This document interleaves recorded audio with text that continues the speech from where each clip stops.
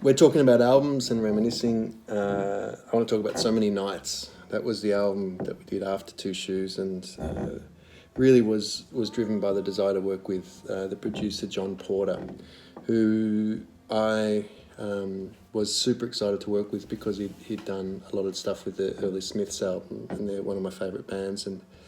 And you know, through working with him, that formed a great friendship, and that took me to New Orleans many years later. Anyway, he came to Melbourne. He worked with the band in a way that was different to how we'd worked in the past, you know, with a producer like Andy Baldwin. It was all about the energy and lots of parts and just the chaos of it. And, you know, we'd worked with Jerry Boys after that in Cuba, and that was really a much more stripped-back approach. And with John, he brought this sort of, for me, I just remember him really focusing in on the drum and bass parts, and us spending a long time like that and really focusing in on song form. And I feel like the So Many Nights album had moments of real depth, you know, orchestral depth, things like The Darkness, where it was almost like this sort of orchestra, reminding me of some really, really heavy Middle Eastern or kind of flamenco-ish sort of a vibe.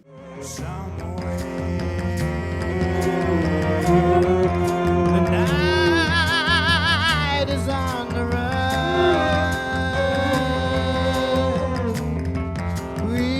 The bottle of and the rusty gun, the north wind is like a Spanish guitar,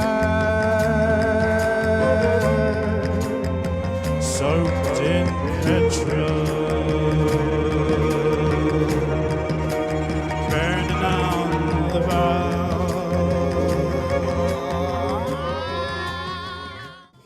Along with songs that were kind of much more poppy and that I've heard, you know, played a long time afterwards. And I guess most importantly was that album really put us on the map in terms of a live moment in our career. You know, the first debut and then Two Shoes had established the Cat Empire as a bit of a festival thing, and we'd started touring the world. But with So Many Nights, I think we did some of the biggest shows we've ever done. You know, it was a real high point for us, and some of those songs on there really worked so beautifully on stage.